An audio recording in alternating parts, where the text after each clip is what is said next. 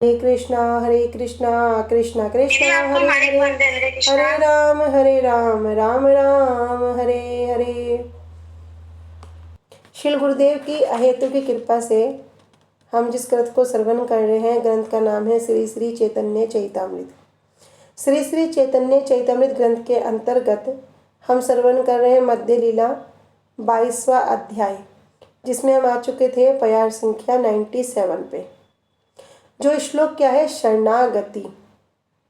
इससे पहले हमने श्रवण किया था कि शरणागतेर अकिंचनेर एक ही लक्षण तार मध्य प्रवेश है आत्मसमर्पण। अकिंचन भक्त, अकिंचन भक्त कौन है? जो क्या कह रहा है कि गोपी भृतु पद कमल योर दास दासानुदासा, कि मैं भगवान के कृष्ण के जो दास हैं उनके दासों के दासों का दास हूँ। यही उसके जीवन का एकमात्र परिचय है। हमारा एकमात्र परिचय क्या होना चाहिए? हम ऐसे वैष्णवों के, भगवान के दास के दासों के दास जो हैं, यही हमारा परिचय होना चाहिए। किंतु अभी जो हमारा परिचय है वो परिचय क्या है? पूरा जड़ वस्तु से संबंधित।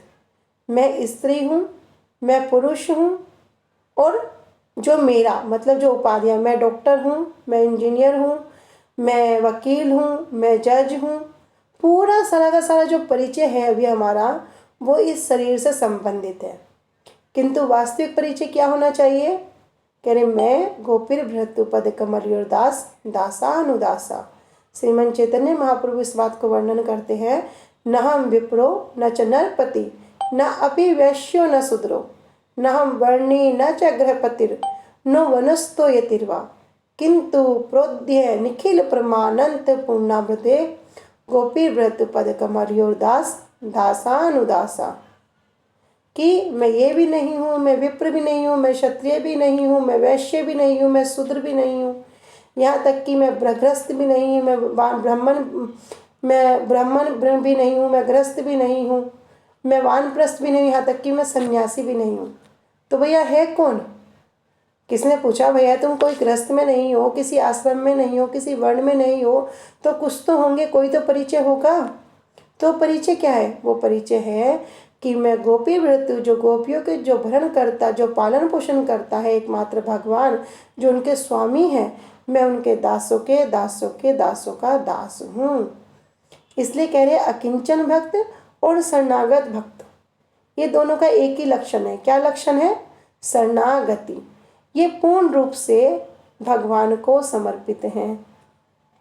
इसी विषय में हमने 6 प्रकार की जो शरणागति है इस श्लोक को श्रवण किया था। क्या श्लोक था?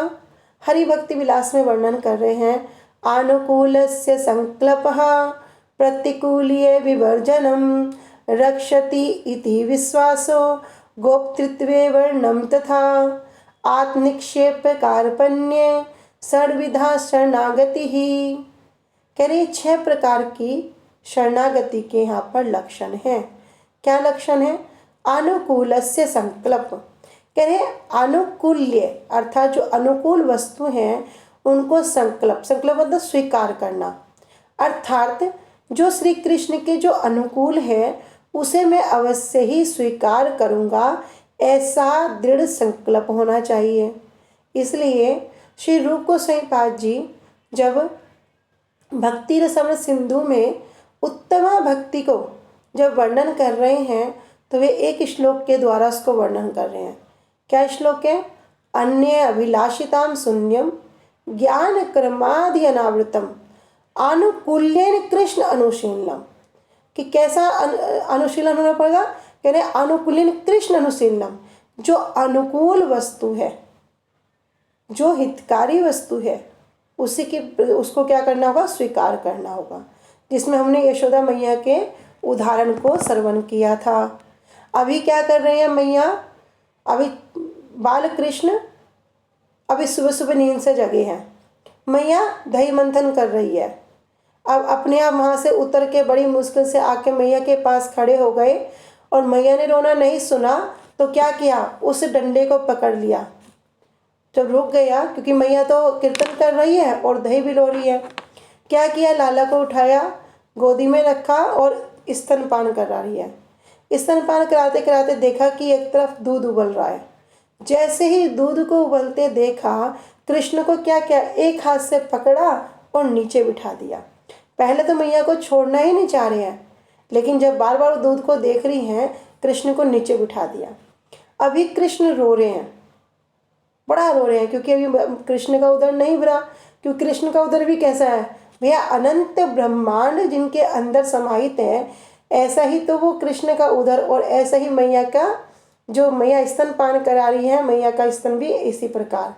कह रहे हैं कि जब अभी कृष्ण क्या कर रहे हैं, कृष्ण रो रहे हैं, बड़ा गुस्सा आ रहा है, मैया मेरा पेट तो भरा नहीं और दूध की रक्षा करने के लिए चली गई।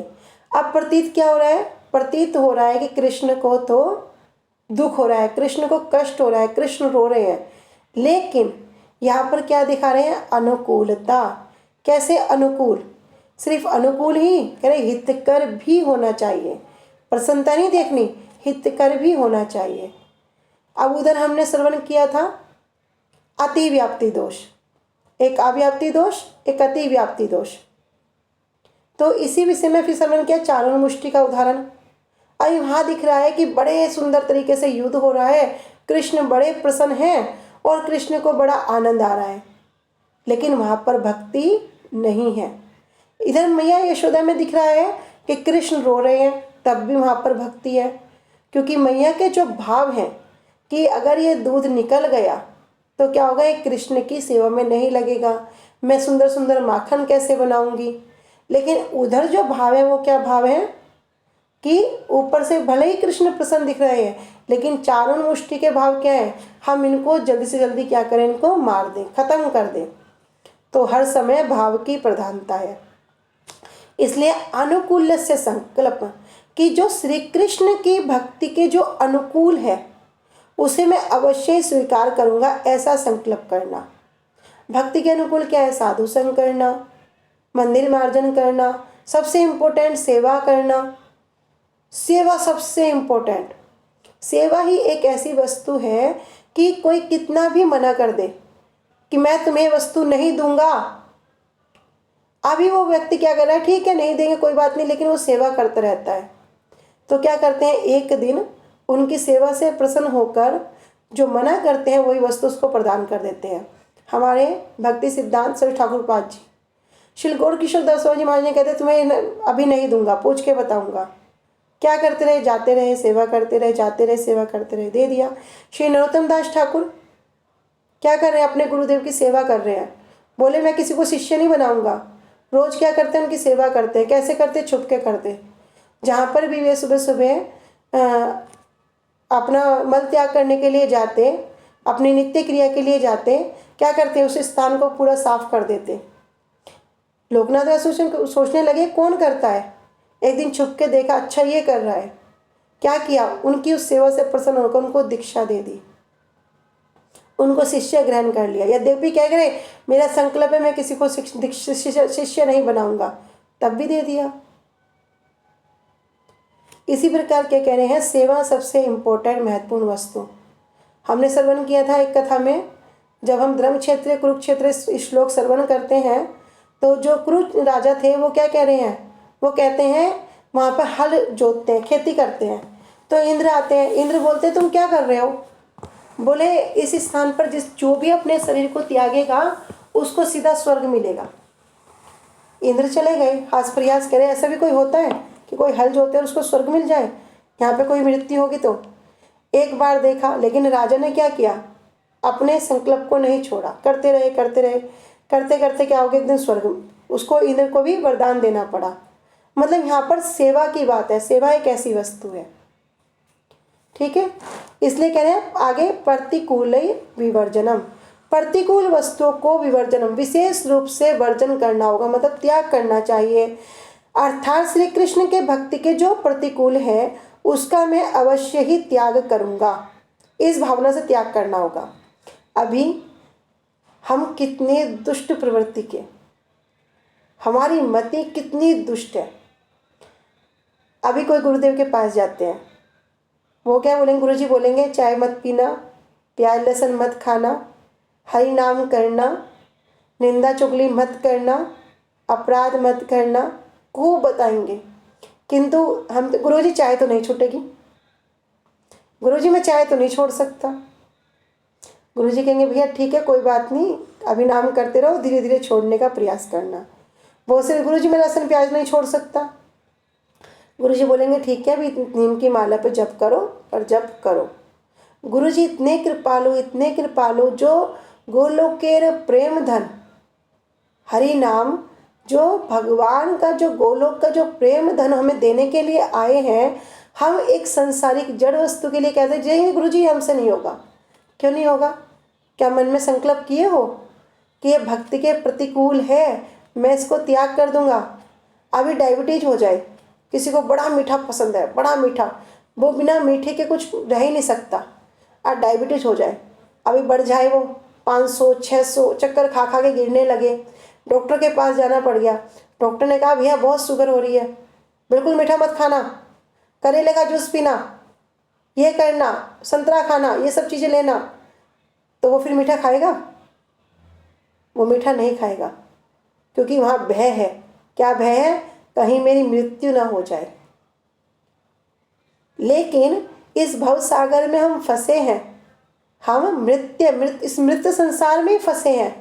लेकिन यहाँ पर हमें भय उत्पन्न नहीं होता कि भैया हम यहाँ से कैसे पार होएंगे। और वे गुरु जी कह रहे साधु रूपी वैद्य, जो साधु रूप में जो वैद्य आके हमें जो दवाई दे रहे हैं, कुछ विधि निषेध बता रहे हैं, हम उसको पालन करना नहीं चाहते। इसलिए जो अपना वास्तव में जो हित चाहते हैं, वो अपने कल्याण करने के लिए हर बात को, हर उपदेश को ठीक ठीक रूप से पालन करेंगे। इसलिए कह रहे हैं प्रतिकूल्य विवर्जनम, अर्थात प्रतिकूल वस्तुओं को त्याग करना। कितनी सारी प्रतिकूल वस्तुएं हैं। श्री उपदेशामृत का जो सेकंड श्लोक है, अत्याहार प्रियास्य परजल्पोन्यम आग्रह जनसंगस्य लोल्यंच षड्भिर्भक्ति विनश्यति। ये जो जितनी भी वस्तुएं हम बता रहे हैं, अति आहार करना, अपनी सारी जो ज्ञानेंद्रियां हैं इनसे क्या करना? अति आहार करना। सिर्फ खाना खाना आहार नहीं है, सभी इंद्रियों से, आंखों से हम जो देखते हैं, कानों से हम जो इधर उधर की बात सुनते हैं, मुख से हम जो इधर उधर की बात बोलते हैं, सब कुछ अत्याहार है। लेकिन अगर इन सबको भगवत सेवा में लगा दिया जाए तो क्या होगा? फिर वो भगवान के अनुकूल हो जाएगा और प्रतिकूल वस्तु में नहीं रहेगा। जिस प्रकार हमारे अंदर 6 रिपु हैं, रिपु अर्थात शत्रु, काम, क्रोध, लोभ, मोह, मद, मत्सरता। क्या करो? इधर से हटा के उधर लगा दो। एक मत्सरता है जो कहीं भी नहीं लग सकती, उसको त्याग दो। इसलिए कह रहे हैं प्रतिकूल्य विवर्जनम, प्रतिकूल वस्तुओं का प्रत्याग करना। जैसे हम श्रवण करें ना, अहो भक्यम स्तन कालकूटम। अरे भगवान कितने कृपालु, भगवान कितने दयालु हैं कि जो पूतना, बकासुर की बहन बकी, कृष्ण को जहर पिलाने के लिए अपने स्तनों पर कालकूट विष को लगाकर आई, उसको भी भगवान ने क्या किया? माता की, धात्री की गति प्रदान कर दी। और जो वास्तव में हृदय से श्रद्धा पूर्वक जो भजन करेगा उसको क्या नहीं मिलेगा? अजामिल ने क्या किया? अजामिल ने संकेत पूर्वक अपने आप की रक्षा करने के लिए अपने पुत्र को बुलाया, तब भी भगवान ने क्या किया? जो विष्णु दूत हैं वे वहां पर उपस्थित हो गए, तब भी उसको यम के पास में बंधने नहीं दिया। कोई श्रद्धा से, कोई भक्ति से नाम नहीं लिया था, तब भी यम के पास में बंधने नहीं दिया। चित्रकेतु महाराज की जो भक्ति है, श्रवण किए थे, कह रहे किस प्रकार? कह रहे अगर असुर कुल में भी आ गए तो भक्ति समाप्त नहीं हुई। तो इस प्रकार ये जितने भी भक्ति के जो प्रतिकूल हैं उसको क्या करेंगे? अवश्य ही वर्जन करूंगा। तो मतलब जो कोई संकेत में कर रहा है, हास प्रयास में कर रहा है, किसी प्रकार से कर रहा है, यहाँ तक कि कोई द्वेष पूर्वक भी कर रहा है, तब भी भगवान कितने कृपालु हैं, उस जीव का कल्याण करते हैं। और यदि कोई श्रद्धा पूर्वक करे, यदि कोई निष्ठा पूर्वक करे, यदि कोई निष्ठा से ऊपर भाव पूर्वक करे, तो उसकी स्थिति क्या उच्च होगी? तीसरा कह रहे हैं रक्षति इति विश्वासो, बड़ा इंपॉर्टेंट है। क्या होगा? विश्वास होना चाहिए। क्या विश्वास? वे मेरी रक्षा करेंगे। कौन करेंगे? श्री कृष्ण करेंगे, गुरुदेव करेंगे। हरि गुरु वैष्णव के अतिरिक्त मेरा और कोई रक्षा करने वाला नहीं है। रक्षति इति विश्वासो, पूरा विश्वास होना चाहिए, दृढ़ विश्वास। इसलिए कहते हैं विश्वासु गुरु वाक्यसु। ये दृढ़ विश्वास हमारे अंदर होना चाहिए। कल भी हमने श्रवण किया था भगवत गीता में भगवान कैसी कैसी सुंदर सुंदर बात कर रहे हैं, लेकिन हमारा विश्वास नहीं होता। भगवान कह रहे हैं सर्वधर्मान परित्यज्य मामेकम शरणं व्रज अहम त्वं सर्व पापेभ्यो मोक्षयिष्यामि मा शुचा। भगवान कह रहे हैं अन्याश्चिन्तयन्तो माम ये जना परिपासते तेषां ये नित्ययुक्तानां योगक्षेमं वहाम्यहम्। जिसके पास जो नहीं होगा उसको मैं सिर पर ढोकर लाऊंगा, जो होगा उसकी द्वारपाल बनकर रक्षा करूंगा। लेकिन हमारा विश्वास नहीं होता। अभी क्या होता है? मैं नहीं करूंगा तो कैसे होगा? मैं कमा के नहीं लाऊंगा तो घर कैसे चलेगा? मैं घर में काम नहीं करूंगी तो रोटी कैसे बनेगी? किसी को खाना कैसे मिलेगा? ये सब हमारा चिंतन होता है, अलग कुछ नहीं होता है। कभी कभी वैष्णव जन हंस के बोलते, भैया थोड़ा मर के देख लो, थोड़ा मर के देख लो ना, पता चल जाएगा कि तुम्हारे बिना कुछ होता है नहीं होता है। अरे जो अभी अभी बच्चा पैदा हुआ है, जिसकी माँ नहीं रही, वो बच्चे का भी पालन पोषण हो जाता है। अभी माँ विचार करे मैं नहीं होगा तो क्या होगा, तब क्या होगा? वो बच्चे का भी पालन पोषण करने वाला कौन बैठा है? भगवान बैठा है। वो प्रभु जो एक चींटी तक को भूखा नहीं रहने देते, फिर हमारे पालन पोषण में क्या होगा? वो सब कुछ करने वाले, लेकिन हमारा विश्वास नहीं होता। श्रीवास पंडित जी के विषय में हम सब श्रवण करते हैं। गुरु जी बड़े सुंदर रूप से इसे बताते हैं। श्रीवास पंडित जी अपने पूरे परिवार के साथ क्या कर रहे हैं? हरे कृष्ण महामंत्र का जाप करते हैं, दिन रात बैठकर कीर्तन करते हैं, कथा करते हैं। महाप्रभु हंसने कहने लगे, अरे श्रीवास, तू सारा दिन बैठ के यहाँ पर कीर्तन करता रहता है, महामंत्र करता रहता है, क्या कुछ कमाना धमाना नहीं है? श्रीवास 3 ताली बजाते हैं। प्रभु कहते हैं 3 ताली को क्यों? कह रहे प्रभु एक दिन कुछ नहीं मिला कोई चिंता नहीं है, दूसरे दिन कुछ नहीं मिला कोई चिंता नहीं है, तीसरे दिन कुछ नहीं मिला कोई चिंता नहीं है, चौथे दिन क्या करूँगा? अपने आप में पत्थर बांध के गंगा जी में छलांग लगा दूंगा। बोले ऐसा क्यों? कह रहे प्रभु आप ही तो कृष्ण रूप में कह रहे हैं अन्यास चिंतन्तो माम ये जना पर्युपासते तेषां ये नित्ययुक्तानां योगक्षेमं। आप ही तो कह रहे हैं ना, अरे जो अनन्य चित्त से मेरा भजन करता है उसका योगक्षेम मैं वहन करता हूँ। आपकी तो प्रतिज्ञा है। भगवान भी मुस्कुराने लगे, महाप्रभु मुस्कुराने लगे, बोले श्रीवास, हो सकता है लक्ष्मी को घर घर जाके भिक्षा मांगनी पड़ जाए। लक्ष्मी को, हम तो रोज लक्ष्मी की पूजा करते हैं, वो कहना सुख संपत्ति घर आवे कष्ट मिटे तन का, करते हैं ना, रोज रोज चाहते हैं भैया सुख संपत्ति घर आ जाए और कष्ट मिट जाए बस। और फिर बाद में झूठ बोलेंगे तेरा तुझको अर्पण क्या लागे मेरा, ये सबसे बड़ा झूठ बोल देते हैं। वो बोलते भैया जो आ गया बस वो मेरा है, वो तेरा नहीं है। अगर भगवान के लिए निकालना होगा ना 10 रुपये 20 रुपये, कोई 100 रुपये मुश्किल से निकालते हैं। फिर तो कहेगा मेरा है, मैंने दिया है। कोई 1000 रुपये देते 10 बार बोलेगा मैंने 1000 रुपये दिए हैं, फिर वो कोई अर्पण नहीं होता। तो भगवान भी वहाँ कह रहे हैं भैया अगर लक्ष्मी को ही भिक्षा मांगनी पड़ जाए तो हो सकता है, लेकिन तुम्हारे पास कभी किसी वस्तु की कमी नहीं रहेगी। इसी प्रकार कहते हैं, कह रहे अनुकूल से संकल्प प्रतिकूल विवर्जनम, प्रतिकूल वस्तु को त्याग करना। बड़ी मुश्किल से मनुष्य शरीर मिल गया, भगवान की कृपा से पूर्ण रूप से मिल गया। 2 हाथ 2 पैर 2 नाक, नहीं तो बहुत सारे अंधे हैं, बहुत सारे लंगड़े हैं, बहुत सारे काने हैं, है ना, अंग, बहुत सारे ऐसे व्यक्ति हैं जो देख नहीं सकते, सुन नहीं सकते, चल नहीं सकते, पूर्ण रूप से मिल गया। उसके ऊपर भी सद्गुरु प्राप्त हो गए, बड़ी दुर्लभ विशेष बात। ऐसे सदगुरु के आश्रय में हम सब आ गए, उनकी शरण में हम आ गए। यद्यपि हम शरणागत नहीं है, तब भी हम उनकी शरण में आ गए, उन्होंने हमें स्वीकार कर लिया। उसके ऊपर भी भगवान कृपा करते हैं, क्या कर रहे हैं, उसी अनुकूल वायु प्रदान कर दी है। साथ में इतना सुंदर वैष्णव संघ, ये श्रवण कीर्तन करे जले सिंचन, ये श्रवण कीर्तन रूपी जल भी दे दिया। किंतु फिर भी अगर कोई नहीं करता, उसको श्रीमद् भागवतम कहती है वो आत्मघाती है।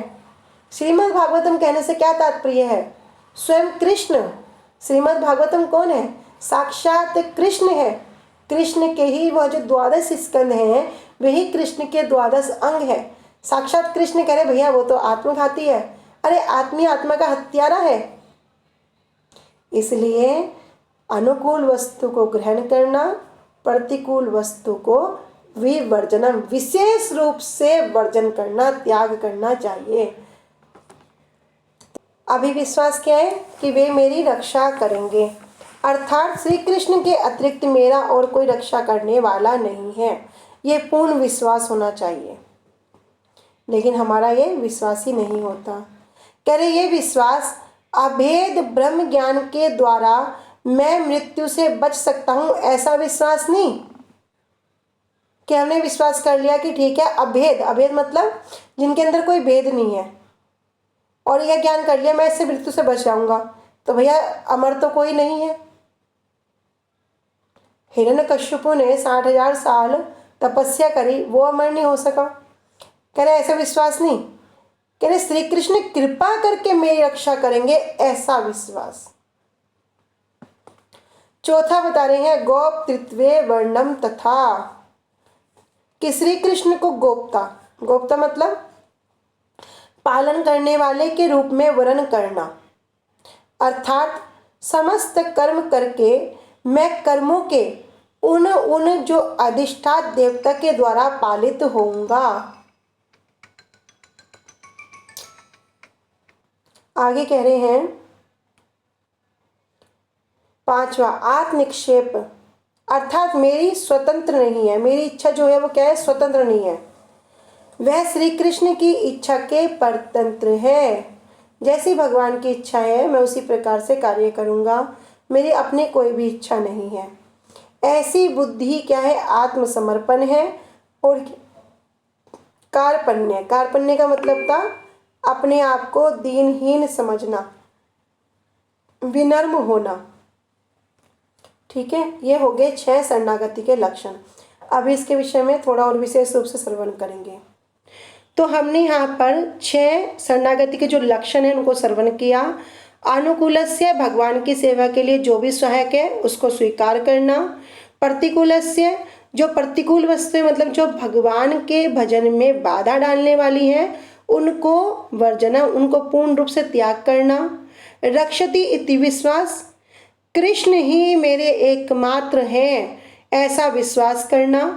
गोप्तृत्व, गोप्तृत्व था संरक्षक की तरह जो हमें रक्षा प्रदान करते हैं, जैसे पिता, पति, स्वामी, पालक, ये सब उनकी तरह जो हमें रक्षा प्रदान करते हैं, इस रूप में उनको स्वीकार करना। और तथा क्या कह रहे हैं, आत्मनिक्षेप, आत्मनिक्षेप मतलब अपने आप को पूर्ण रूप से सरेंडर कर देना।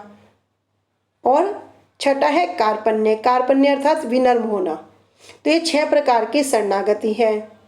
तो पूर्ण शरणागति के 6 लक्षण हो गए। पहला हो गया भक्त भगवान की सेवा के अनुकूल हर बात को स्वीकार करेगा। दूसरा हो गया उसे भगवान की सेवा के प्रतिकूल हर बात को वो निषेध करेगा, बहिष्कार करेगा या त्याग करेगा। तीसरा हो गया भक्त जो है उसको क्या चाहिए, दृढ़ विश्वास होना चाहिए कि कृष्ण क्या करेंगे, उसकी पूरी तरह से रक्षा करेंगे। उसके अतिरिक्त वास्तव में अन्य कोई क्या कर सकता है, कोई भी हमें प्रोटेक्शन नहीं दे सकता, कोई हमें सुरक्षा प्रदान नहीं कर सकता। इस तरह पूरा विश्वास होना चाहिए। जब ये विश्वास होएगा, यही क्या है, श्रद्धा है। श्रद्धा शब्द का तात्पर्य क्या है कि समस्त संशयों का नाश और पूर्ण विश्वास, सुदृढ़ विश्वास। तो यही क्या होगा, ये श्रद्धा हो जाएगी। ये श्रद्धा क्या होगी, ये श्रद्धा हमें इस भजन मार्ग में अग्रसर करेगी। चौथा हो गया गोप्तृत्व, कि भक्त को क्या चाहिए कि कृष्ण को अपने परम पालक के रूप में, स्वामी के रूप में स्वीकार करे। वो यह नहीं सोचेगा कि उसकी रक्षा क्या कर सकता है, कोई और देवता कर सकते हैं या किसी और देवता के द्वारा की जा रही है। एकमात्र जो हमारे रक्षक है वो कौन है, वो कृष्ण ही हैं, और भक्त को उन पर ही आश्रित रहना चाहिए कि भैया और तीनों लोकों में मेरा और कोई रक्षा करता, पालन करता नहीं है। फिर बताते हैं आत्मसमर्पण, आत्मनिक्षेप, आत्मसमर्पण, अपने आप को पूरा का पूरा समर्पण करना। कैसे करना कि भैया कि मनुष्य जो जितने भी कर्म हैं, जितनी भी इच्छाएं हैं, हम तो सोचते हैं ना हम बड़े स्वतंत्र हैं, तो यहाँ विचार करना चाहिए हम स्वतंत्र नहीं हैं, हम भी किसी के परतंत्र हैं। जैसे कि घर में पत्नी पति के अधीन रहती है, शादी से पहले माता पिता के अधीन रहती है, इस प्रकार फिर जब और स्थिति में फिर बच्चों के अधीन रहती है, परतंत्र रहती है ना, उसकी इच्छा पर डिपेंड करती है कि वो इसमें बोलेगा जाओ तो जाओ, बैठो तो बैठो, वहाँ नहीं जाना तो नहीं जाना। इस प्रकार से अनेक अनेक विचार होते हैं। तो कह रहे हैं उसी प्रकार से आत्मसमर्पण, खुद को सरेंडर करना, अर्थात मेरे जितने भी कर्म है, जितनी भी इच्छाएं हैं, वो स्वतंत्र नहीं है। वो क्या है, वो पूर्ण रूप से कृष्ण पर आश्रित है। अगर कृष्ण चाहेंगे तो ये होगा, कृष्ण कराएंगे तो होगा। तो जैसा कृष्ण चाहते हैं उसी तरह वो कार्य करता है, उसी तरह वो कर्म करता है। और कहते हैं छठा कार्पण्य, कि जो भक्त है वो विनीत होता है, बड़ा दीन होता है। मतलब वो अपने आप में ये अभिमान नहीं करेगा कि मैं सब कुछ हूँ, मैं भोगता हूँ, मैं ये हूँ, मैंने कर दिया, मैंने कर दिया। नहीं, वो कितनी, देखो भक्त के आप लक्षण देखो, कितनी कितनी सेवा करने के बाद भी बोले प्रभु जी आप तो बड़ी सेवा करते हो। बोले नहीं नहीं, मैंने कुछ नहीं किया, सब गुरु जी की कृपा है, सब ठाकुर जी की कृपा है कि उन्होंने मुझे माध्यम बनाया कि वो मुझसे सेवा ग्रहण करे। नहीं, मेरी कोई योग्यता नहीं है। क्यों? उनके अंदर वास्तव में वो दीनता है। जो जितना उत्तम भक्त उसके अंदर उतनी ही दीनता। तो इसलिए भगवान कृष्ण गीता में भी कहते हैं सर्वस्य चाह्यम हृदय सन्विष्टो मतः स्मृति ज्ञान अपमोहनम चा वेदश्च सर्व अहम वेद्यो वेदांत कृत वेद विवेद चाहम। तो भगवान स्वयं कह रहे हैं कि मैं तो हर एक के हृदय में बैठा हूँ, हर एक के हृदय में मैं आसीन हूँ, और मेरे से ही क्या होता है, मेरे से ही स्मृति होती है, मेरे से ही ज्ञान होता है, और मेरे द्वारा ही विस्मृति, मतलब उसको भूलने, वो उत्पन्न होती है। कह रहे हैं सर्वस्व जितने भी वेद हैं, तो सारे वेदों के द्वारा क्या होता है, सारे वेदों के द्वारा मुझे ही जाना जाता है। यहाँ तक कि जो वेदांत के रचयिता हैं, भगवान कह रहे हैं वो भी मैं ही हूँ, मैं ही समस्त वेदों का ज्ञाता हूँ।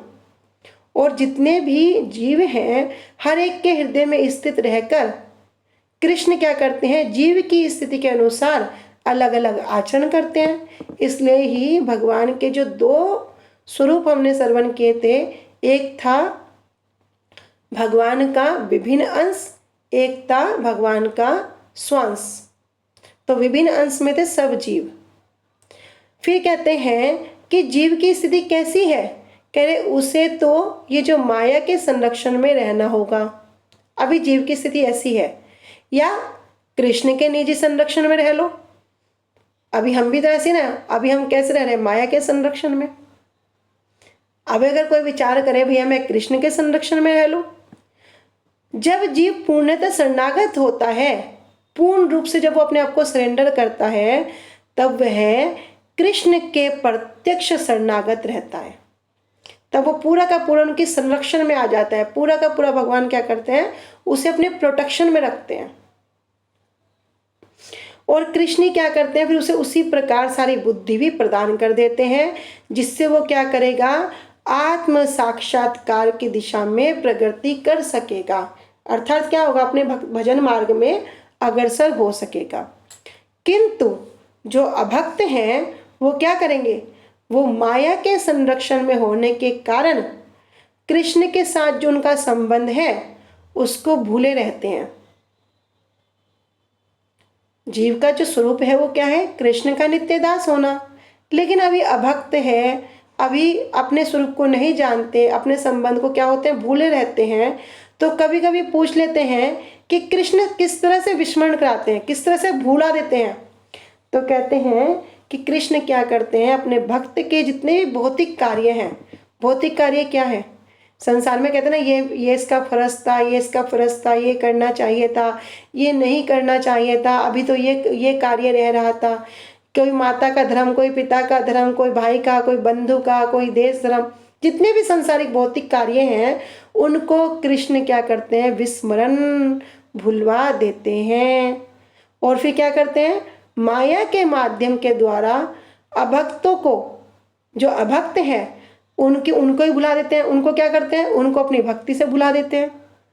जो भगवान की भक्ति है उनको भगवत भक्ति भी स्मरण करा देते हैं। यही कहलाता है अपमोहन। अपोहन मतलब उसको भुला देना। तो ये 6 शरणागति के जो लक्षण हैं इसी की टीका में आगे श्रवण करेंगे कि जो श्री कृष्ण भजन में सहायक हैं। तो आज हम यहीं तक रखते हैं। इसकी जो कल इसके अनुवाद को और जो भक्ति संदर्भ में श्री जीव गोस्वामी पाद जी ने जो टीका दी है उसको हम कल श्रवण करेंगे। वांछा कल्पतरुभ्यश्च कृपा सिन्धुभ्य एव च पतितानां पावनेभ्यो वैष्णवेभ्यो नमो नमः। श्री गुरुदेव की जय। अनंत कोटि वैष्णव वृंद की जय। निताई गौर प्रेमानंदे। हरि हरि बोल। हरे कृष्णा। सभी को दंडवत प्रणाम। हरे कृष्णा।